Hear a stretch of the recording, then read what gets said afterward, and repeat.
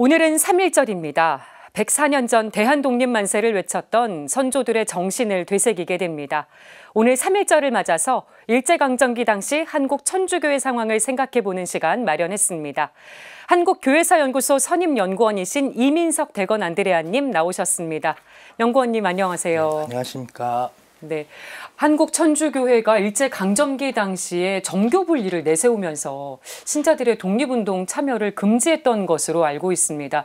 당시에 정교 분리를 내세운 이유가 무엇이었는지 궁금하거든요. 네, 사실 정교 분리의 근본 취지는 교회가 종교의 자유를 보장받기 위해서 국가의 간섭을 배제하겠다는 의미이기도 하고, 또 한편으로는 이 선교 활동에 전념할 뿐 정치적인 문제에는 간섭하지 않겠다는 의미이기도 합니다. 네. 이를 일제 시기에는 한국 교회가 이 신앙의 자유를 보장받기 위해서 또 선교 활동에 전념하기 위해서 일제에 정치적으로 간섭하지 않겠다는 의미이기도 합니다. 네, 당시 교회 입장을 보여준 단적인 사례가 안중근 의사 의거를 바라보는 시선이었던 것 같습니다. 근데 안중근 의사의 신자 자격을 박탈하기도 했었다면서요? 네, 사실 당시 한국 교회는 안중근의 이토 히로부미 포살을 정교 분리에 위배된다고도 했고, 또한 또 살인을 하였다는 이유 하나만으로 그에 대하여 부정적인 평가를 하기에 이르렀습니다. 네. 특히 당시 그 조선 대목구장인 미테일 주교께서는 처음 이토를 죽인 인물이 천주교 신자가 아니라고까지 하기도 했습니다. 네, 안중근 의사 입장에서는 굉장히 서운했을 수 있을 것 같습니다.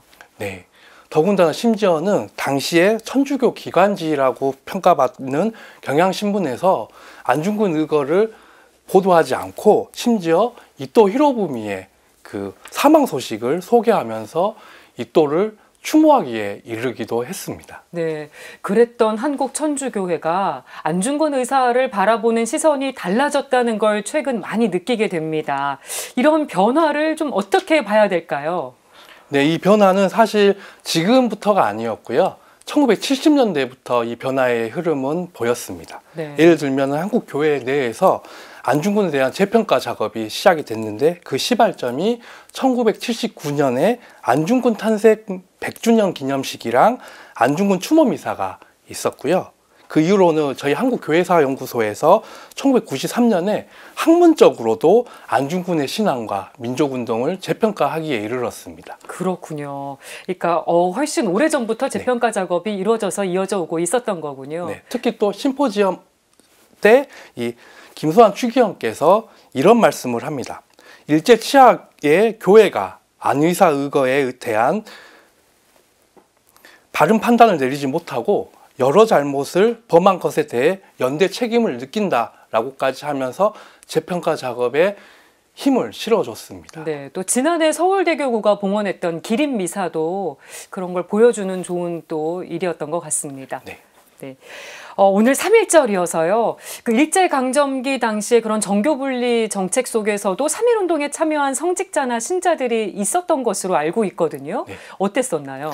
네, 사실 이게 잘 드러나지 않아서 안타까운 상황인데요. 사실 1919년 3.1운동이 일어났을 때 대구의 성 유스티노 신학생들은 이때 가만히 있지 않았습니다.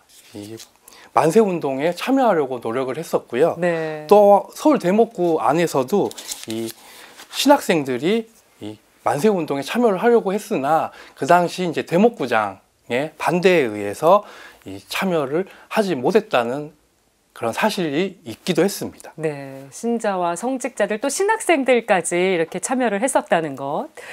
3.1운동 정신을 한국 천주교회가 이어가려면 어떤 노력을 하면 되겠습니까? 네, 사실 3.1운동의 정신은 자유와 정의, 인도와 평화라고 할 수 있을 것 같습니다. 그래서 이 3.1운동의 정신을 한국 천주교인으로서 이제 바르게 기억하고 또 하느님의 순명하면서 3.1운동 정신을 통해서 다시는 식민지를 겪지 않을 힘을 실었으면 좋겠습니다. 알겠습니다. 지금까지 한국교회사연구소 이민석 선임연구원과 이야기 나눠봤습니다. 오늘 출연해 주셔서 고맙습니다. 감사합니다.